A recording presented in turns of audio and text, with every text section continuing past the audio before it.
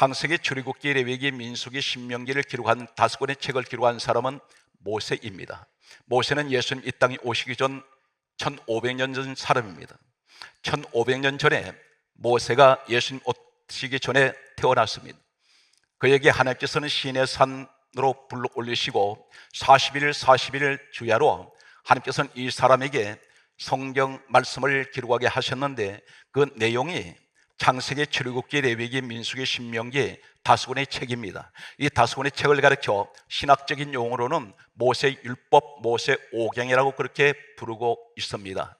그런데 이 사람이 성경을 기록한 목적이 어디 있느냐면, 예수님께서 이 땅에 오셨을 때 1500년 후에 오신 예수님께서 창세기, 출애굽기, 레위기, 민수기, 신명기, 모세가 기록했던 이 책을 가르쳐 하신 말씀이 요한복음 5장 46절에는 모세는 내게 대하여 기록하였습니다.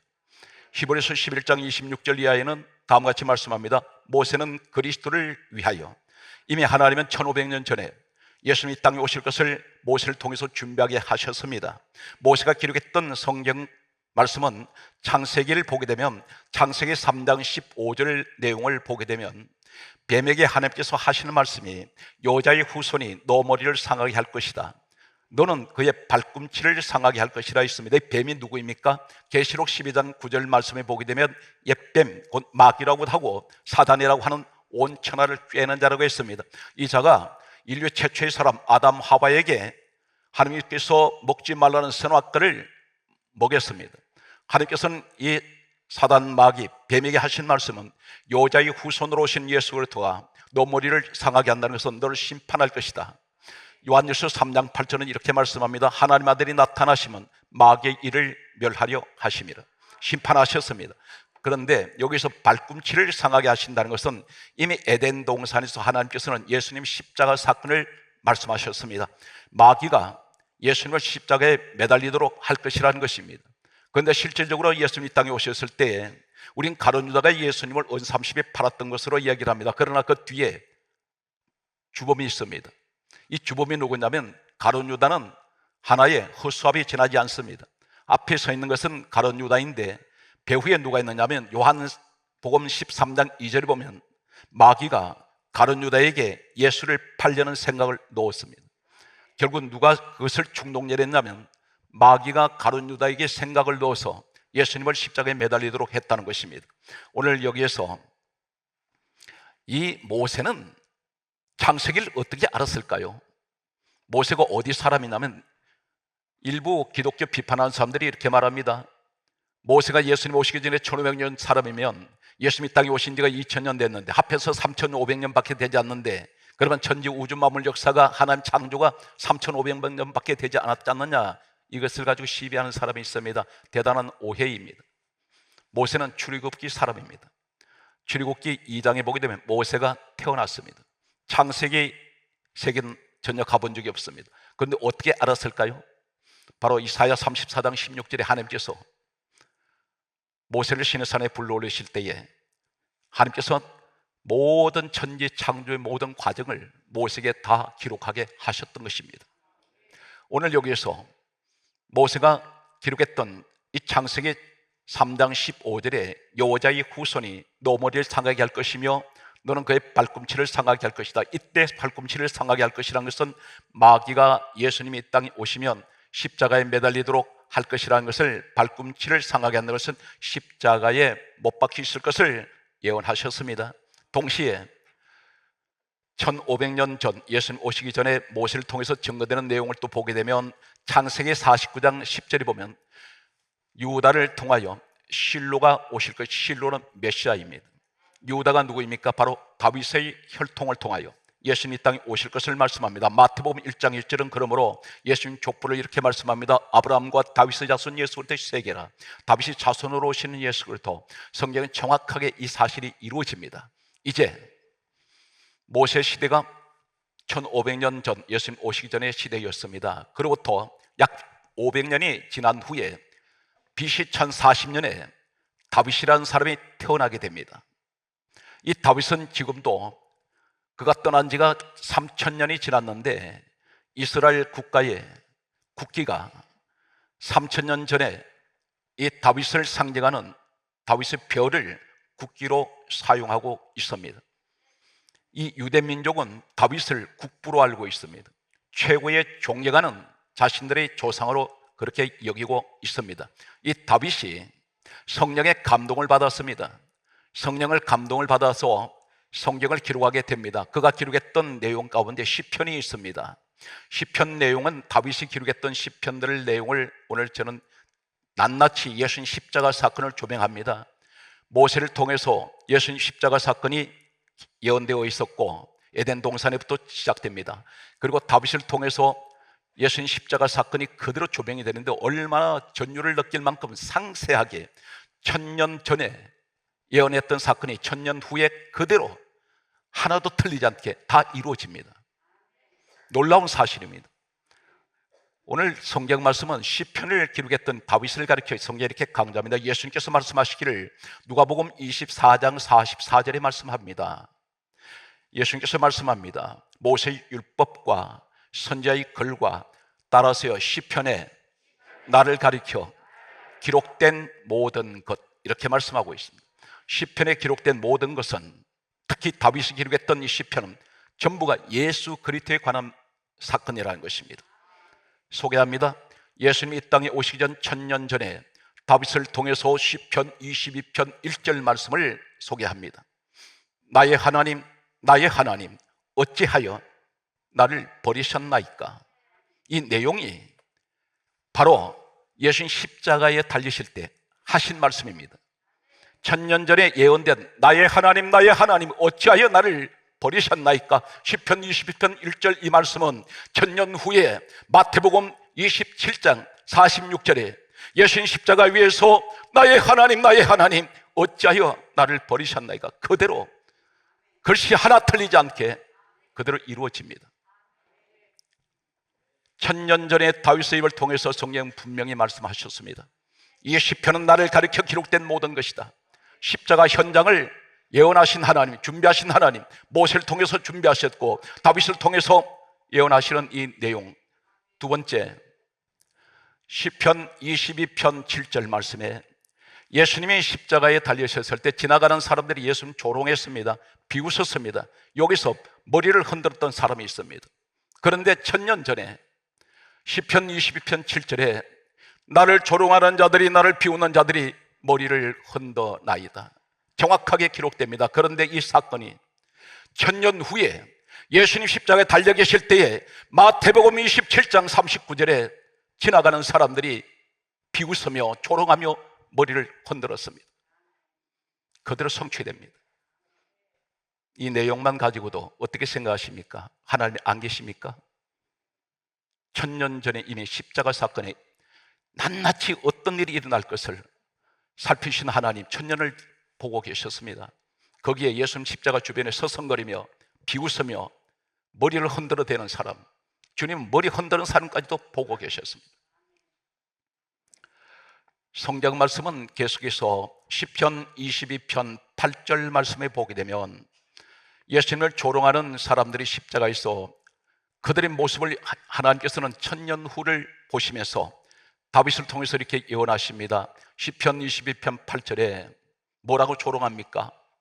저가 여호와를 의탁하니 구원하실 걸, 그러면서 저가 그를 기뻐하니 건지실 걸 조롱합니다. 이 말이 무슨 말이냐면 너 하나님을 의지하니까 하나님 너 구원하는 거 보자, 십자가에서 내려오는 거 보자, 그렇게 말합니다. 그런데 이 사건이 바로 하나님께서는 성경 말씀에 보게 되면 마태복음 27장 40절에 제가 하나님의 아들이니 너 자신을 구원하고 십자가에서 내려와 봐라, 그렇게 말합니다. 똑같이 조롱하는 모습들이 소개되고 있습니다.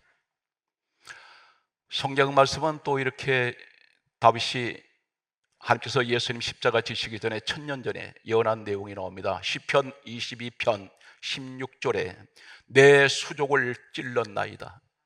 수족은 손과 발에 찔리실 것을 말씀했습니다. 예수님 1000년 후에 다윗이 예언한 그대로 이 땅에 오셨을 때 손과 발에 못에 찔리셨습니다. 너무나 상세하게 예언되어 있는 내용들을 이렇게 제가 전할 수 있다는 것 기적입니다.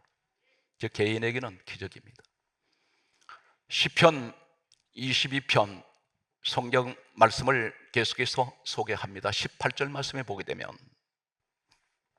그들이 내 겉옷을 나누고 속옷을 제비 뽑나이다, 이렇게 말합니다. 마태복음 27장 35절에 천년 후에 예수님 십자가를 지고 가실 때 사람들이 예수님 옷을 벗기고 제비를 뽑았습니다. 어쩌면 이렇게 천년 전에, 이것은 아무도 역사를 건드릴 수가 없고 변조할 수가 없습니다. 그런데 천년 후에 그대로 하나도 틀리지 않게 십자가 사건이 다 성취가 됩니다. 놀라운 일입니다. 무엇을 느낍니까? 왜 염려하세요? 왜 걱정합니까? 믿음의 확신이 없으니까 염려하고 있습니다. 믿음의 확신만 갖고 계신다면 하나님 지금 내게 함께 하시는데, 난 하나님 자녀인데, 나는 분명 죄사함 받았는데 하나님께서 나 내버려 두지 아니하시고, 어떠한 일이 있어도 다윗의 고백같이 시편 23편에 뭐라 말씀합니까? 내가 사망의 엄침한 골짜기를 다닐지라도 해를 두려워하지 않을 것은 주께서 나와 함께 하심이라. 오늘 사랑하는 성도 여러분, 이 믿음의 확신 가지시고 얼마나 힘들고 어려운 현장에서 몸부림치고 있습니까? 이 시대는, 이 사회는 생존 경쟁의 시대입니다. 총칼 없는 전쟁하고 있습니다. 여기서 살아남으려니 얼마나 피곤합니까? 그러나 우리 주님이 나를 내버려 두지 아니하시고 지옥 같은 세상이라 할지라도 하나님은 사망의 엄침한 골짜기에서도 나와 함께 하신다는 사실을 믿는 믿음의 확신을 갖는 이 시간 되시기 바랍니다.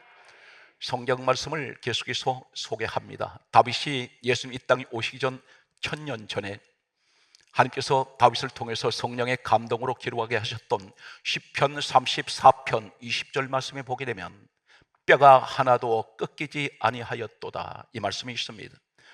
이 말씀이 무슨 말이냐면 예수님 십자가에서 처형당하시고 운명하셨을 때 내려오면 로마법에는 십자가에서 처형을 한 사람들은 뼈를 꺾습니다. 다리뼈를 꺾어버립니다. 그런데 성경 말씀은 예언하신 대로 시편 34편 20절에 뼈가 하나도 꺾이지 않을 것을 예언하셨습니다. 그런데 로마법이 당연히 꺾지 않으면 안 됩니다. 그런데 성경 말씀은 요한복음 19장 33절과 36절에 보게 되면 예수님 뼈가 하나도 꺾이지 아니하였으며, 세상 법이 어떤 법이라도 하나님이 하신다면 세상 법은 다 무용지물입니다. 하나님께서 하시는 것은 아무도 막아낼 수가 없습니다. 성경 말씀은 계속해서 다음 같은 말씀을 우리에게 하고 계십니다. 사랑하는 성도 여러분, 놀라운 사실을 소개합니다. 천년 전에 시편 38편 11절에 이렇게 다윗이 천년 후에 예수님 이 땅에 오셔서 십자가에 계실 때에 그 처참한 현장에 어떤 일이 일어날 것을 시편 38편 11절은 다음과 같이 말씀하고 있습니다. 나의 사랑하는 자와 내 친구들이 내 상처를 멀리하고 내 친척들도 멀리 섰나이다. 이 말씀이 무슨 말일까요? 예수님 십자가에 달려 계실 때 친척들도 가까이 오지 않고 친구들도 가까이 오지 않을 것을 말씀합니다. 한 사람도 가까이 오지 않습니다. 그런데 이 사건이 바로 어떤 말씀을 합니까? 시편 38편 11절의 말씀 그대로 나의 사랑하는 자와 내 친구들의 내 상처를 멀리하고 나의 친척들도 멀리 섰나이다. 전부 다 멀리 가 있습니다. 가까이 오지 않는다는 것입니다. 이 사건이 바로 성경 말씀을 보게 되면 마태복음 13장 55절에서 56절에 예수님께서 마리아의 몸을 통해서 태어나신 후에 마리아와 요셉 사이에 아들 4명이 태어났습니다. 이 사건은 정확하게 마태복음 13장 55절에서 56절에 기록하고 있습니다. 아들 4명이 태어났고 딸들이 있었습니다. 예수님 같은 육신의 혈통을 통해서 같은 어머니 몸에서 아들 4명 그리고 딸들이 태어났는데, 딸들이라고 하는 것을 보게 되면 여러 명의 딸들이 있었던 것으로 그렇게 기록이 됩니다. 몇 명인지 기록은 없습니다. 단 아들들은 4명으로 기록이 됩니다. 그런데 예수님께서 성경 말씀을 보게 되면 이렇게 기록하고 있습니다. 요한복음 19장 25절에 보게 되면 예수님 십자가에 달려 계실 때에 예수님이 십자가 곁에는 어머니와 이모와 글로바의 아내 마리아와 막달라 마리아, 그리고 예수님 사랑하시는 제자 한 명만 있습니다. 5명만 예수님 십자가 곁에 와 있었습니다. 마리아의, 요셉의 아들들 4명 얼굴은 없습니다. 딸들도 보이지 않습니다. 무슨 말입니까? 같은 혈육의 형제인데도 십자가에 달리실 때 그들은 모습조차 나타나지 않습니다. 여기에 제자들 단 한 명만 십자가 곁에 와 있습니다. 마태복음 26장 56절에는 다음같이 말씀하고 있습니다. 제자들이 다, 성경 다라고 말씀합니다. 예수를 버리고 도망하니라. 바로 이 예언이 그대로 이루어졌습니다. 사랑하는 성도 여러분, 이 말씀에서 무엇을 생각합니까? 예수님이 그렇게 사랑하셨던 사람들이라도 예수님 어려움 당하면 그들은 가까이 오지 않습니다. 우리 주변에 왜 사람들은 나를 가까이 하지 않을까? 내가 어려워지니까. 이것을 가지고 상처를 받으시면 안 됩니다. 우리 주님도 그러셨는데 사람이라는 건 다 그렇다는 것입니다. 그들을 탓하기 전에 내가 그들에게 대해서 섭섭함을 가질 이유가 없습니다. 인생이란 이런 거구나, 그렇게 생각하시고 스스로 주님께 위로가 여러분에게 있으시기 바랍니다. 성경 말씀을 계속해서 보면 우리가 생각할 때 우연히 가룟 유다가 예수님을 은삼시 팔았다, 아닙니다. 하나님께서는 1000년 전에 이 다윗을 통하여 가룟 유다가 예수님을 팔 것을, 배신할 것을 이미 하나님은 1000년 전에 알고 계셨습니다. 그래서 다윗을 통해서 예언을 하셨습니다. 이 사건이 시편 41편 9절 말씀에 보면 내가 신뢰하여 내 떡을 나눠 먹던 나의 친구가, 나의 가까운 친구가 나를 대적하여 내 발꿈치를 들었나이다. 여기에 친구란 말이 나오고 떡이란 말이 나옵니다. 떡을 나눠준 사람, 그리고 내 친구라고 말하고 있습니다. 누구일까요? 마태복음 26장 50절에 보면 예수님께서 가룟 유다를 가리켜 친구여 이렇게 부르셨습니다. 그리고 성경 말씀에 보게 되면 요한복음 13장 26절에 보게 되면 가룟 유다에게 예수님이 유일하게 떡을 주셨습니다. 성경이 사건을 기록합니다. 나의 가까운 친구가, 나에게 떡을 내가 나눠주던 그 친구가 나를 대적하여 내 발꿈치를 들었다는 것은 가룟 유다를 통해서 예수님 십자가에 달리실 것을 1000년 전에 이미 하나님께서는 알고 계셨고 예언하셨습니다. 그렇다면 1000년 전에 이 모든 사실을 알고 계신 하나님, 여러분을 하나님 기억하지 못하실까요? 다 기억합니다. 여러분이 누굽니까? 이 긍지를 가지시고 이 믿음 잃어버리시면 안 됩니다. 하나님 여러분 택하신 분이에요. 에베소서 1장 4절에 뭐라고 말씀하셨습니까? 그리스도 안에 있는 사람은 택하셨다 했습니다. 여러분이 그리스도 안에 분명히 계시지 않습니까? 나는 택함 받은 사람이면 하나님께서는 절대로 여러분 버리지 않습니다. 여러분 한 분 한 분 때문에 이 땅에 오셔서 십자가에 주님은 죽으셔야만 했습니다. 그 죽으신 이유가 내 죄값을 대신하여, 죄는 내가 지었는데 그 죄값을 우리 예수님께서 십자가에서 치루셨습니다. 그래서 우리는 죄 사함을 받았습니다. 그러므로 로마서 8장 1절에 우리를 정죄할 자가 아무도 없습니다. 저주는 떠나가 버렸습니다. 예수 그리스도 아는 사람은 저주가 오지 않습니다. 오늘 성경 말씀은 계속해서 여러분에게 소개합니다. 시편 69편 21절에 보게 되면 예수님께서 십자가에 달리셨을 때에 썰기를 탄 신 포도주를 로마 군병이 목마르다 하실 때에 마시라고 건네준 적이 있습니다. 우연일까요? 1000년 전에 우리 하나님께서는 이미 다윗에게 이 사실을 말씀하셨습니다. 이런 일이 있을 것이라고.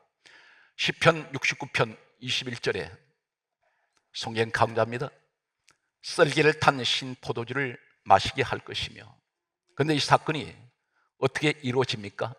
마태복음 27장 34절 말씀에 보게 되면 예수님 십자가에 달리셨을 때 1000년 전의 예언이 1000년 후에 그대로 이루어지는 것은 로마 군병이 썰기를 탄 신 포도주를 예수님께 마시라고 주었습니다.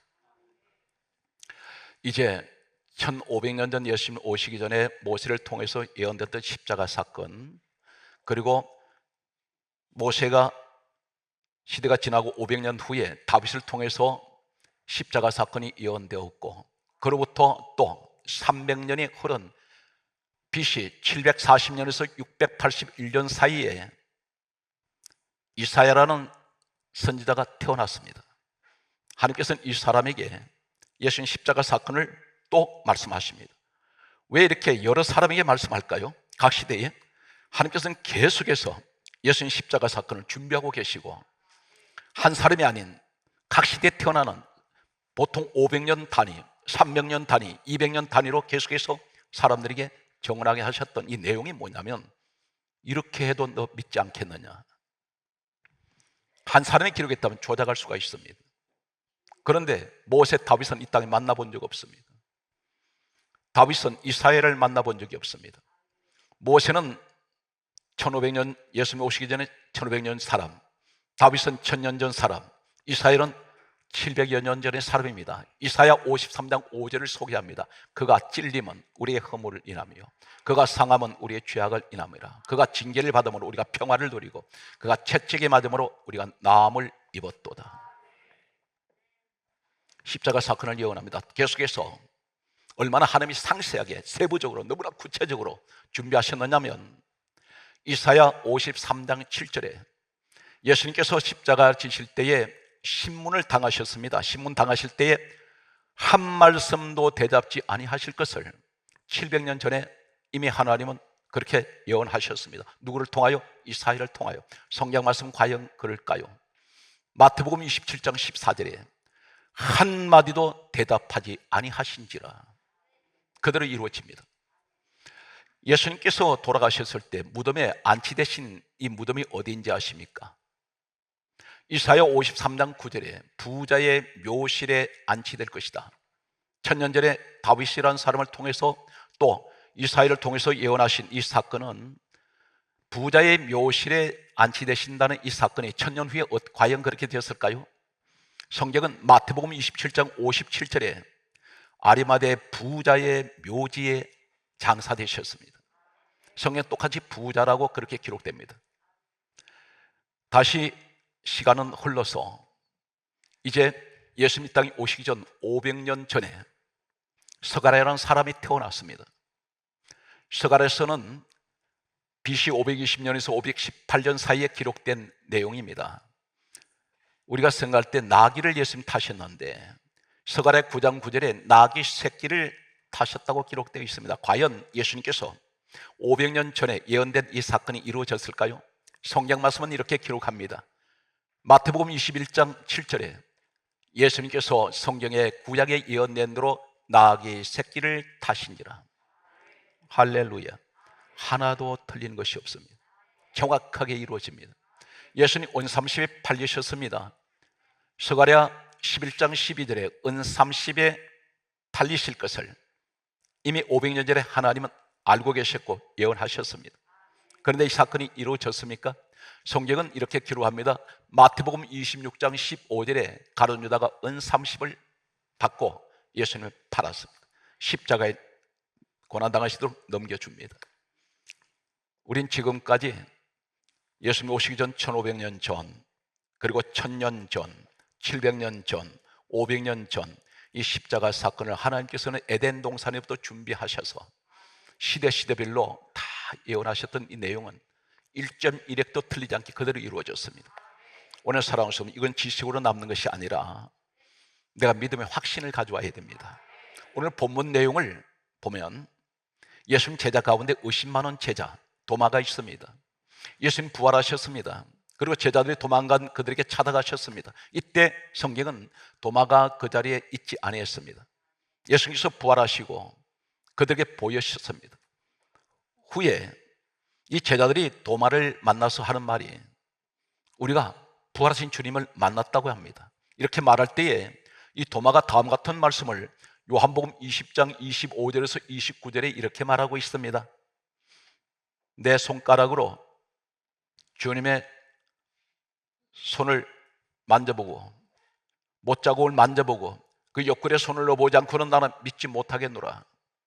못 믿겠다는 것입니다. 눈으로 확인해야 되겠다는 것입니다. 이때에 예수님께서 8해가 지난 후에 다시 제자들이 모인 그곳에 나타나셨습니다.